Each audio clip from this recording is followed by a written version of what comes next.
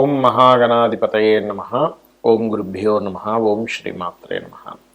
అరుణాం కరుణాతరంగితాక్షీం ధృతపాశాంకుశపుష్పబాణచాపాం అనిమాదిభిరావృతాం మయూకైః అహమిత్యేవ విభావయే భవానీం. శ్రీమాత్రే నమః.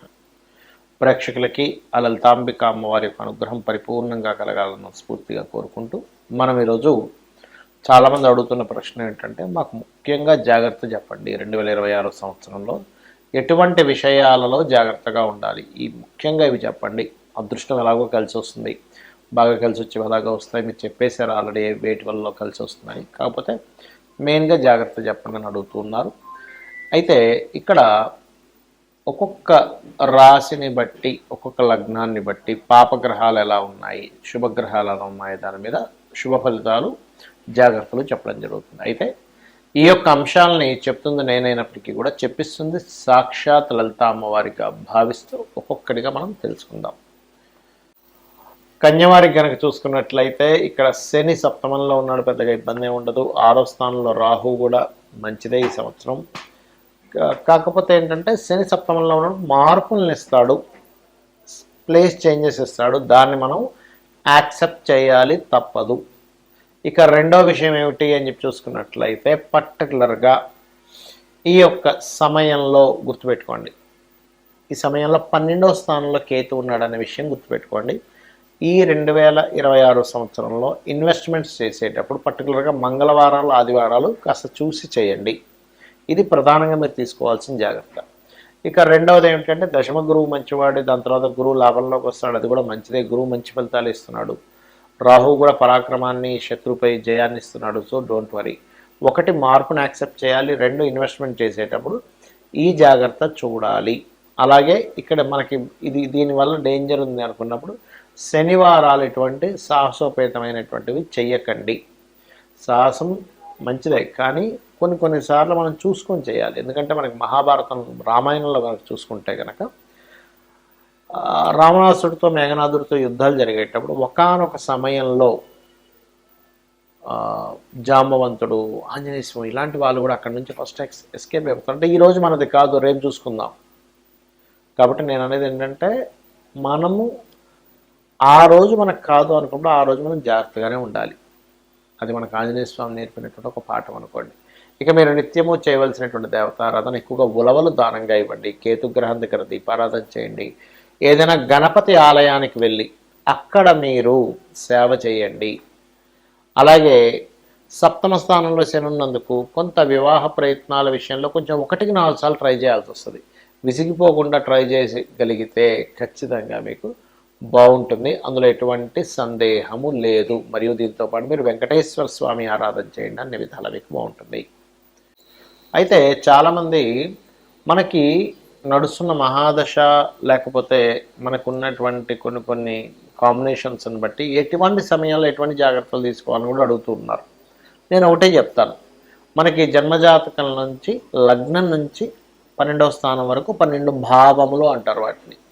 అంటే ఒక్కొక్క భావమునకు ఒక్కొక్క విషయం ట్రిగర్ అవుతూ ఉంటుంది. అది నెగటివ్ ట్రిగర్ అవుతుందా, పాజిటివ్ ట్రిగర్ అవుతుందా అని ఎలా తెలుసుకోవాలి అంటే, ఫస్ట్ ఆఫ్ ఆల్ మనకి మహాదశ, అంతర్దశ గుర్తుపెట్టుకోండి.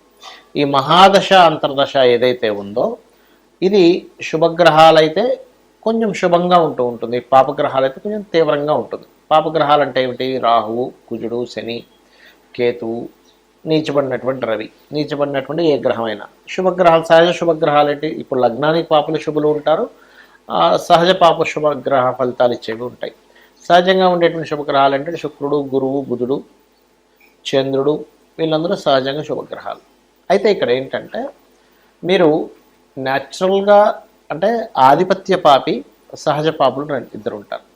ఆధిపత్య పాపి అక్కడ శుభగ్రహమైన పాప ఫలితం ఇస్తుంది. ఇక్కడ ఏంటంటే మీరు జన్మజాతకంలో మీ మహాదశ, అంతర్దశల్లో అసలు మీకు కలిగేటువంటి ఫలితం ఏంటో తెలుసుకోండి. ఒకవేళ అవి ఏమీ నాకు తెలియవండి కానీ సంథింగ్ బ్యాడ్ నడుస్తుంది అన్నప్పుడు మీకు ఏ దశ అయితే నడుస్తుందో ఆ దశానాథుడు ఎవరితో కలిసి ఉన్నాడో, లేదా ఏ అంతర్దశ లేదా భుక్తి అంటాం, ఏ భుక్తినాథుడు ఏ గ్రహంతో కలిసి ఉన్నాడో వాళ్ళకి దానం ఇవ్వండి, చాలు, మీరు సింపుల్గా బయటపడతారు. అలాగే మనకి నడుస్తున్న మహాదశను బట్టి ఇంట్లో ఉండే వాస్తు పరిస్థితులు కూడా ఒక్కోసారి ప్రభావం చూపిస్తుంటుంది. ఎలా అంటే ఇప్పుడు ఉదాహరణకి గురు మహాదశ కానీ కేతు మహాదశ కానీ నడుస్తుంది అనుకోండి. ఈశాన్యంలో ఇంట్లో ఈశాన్యంలో ఉండేటువంటి పెట్టే వస్తువుల వల్ల కూడా దాని ఫలితం పెరుగుతూ ఉంటుంది. అది శుభమైనా బ్యాడ్ అయినా కానీ. అలాగే మీకు రవి మహాదశ నడుస్తుంది, తూర్పు భాగంలో ఉండేటువంటి వస్తువులు. శుక్ర మహాదశ నడుస్తుంది, ఆగ్నేయంలో ఉండేటువంటివి.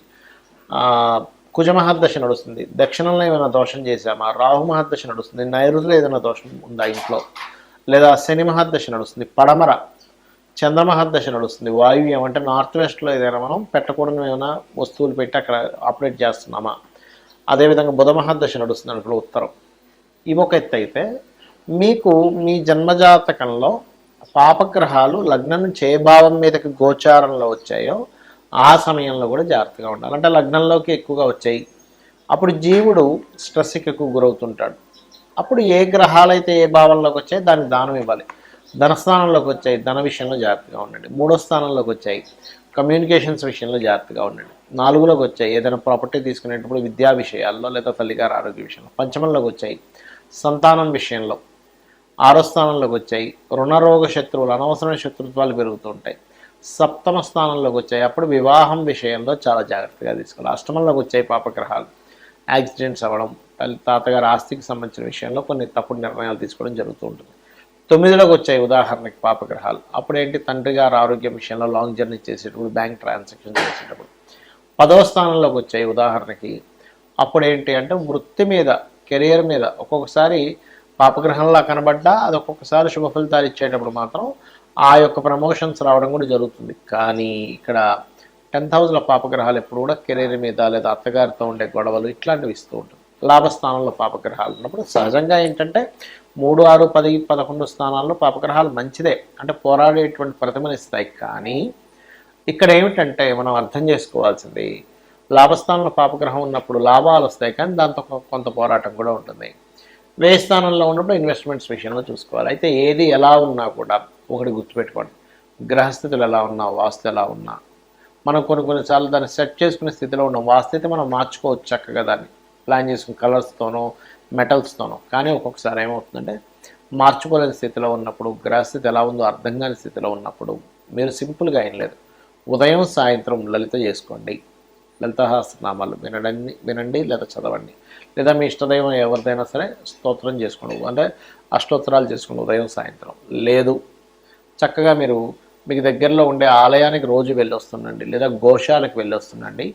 గ్రహాల యొక్క దుష్ప్రభావం మీద లేకుండా శుభ ప్రభావం కలిగి మీరు ఆనందదాయకంగా ఉంటారు. ఆనందంగా ఉండాలని ఆ లలితాంబిక అమ్మవారి యొక్క అనుగ్రహం మీకు పరిపూర్ణంగా కలగాలని మనస్ఫూర్తి కోరుకుంటూ శ్రీమాత్రే నమః.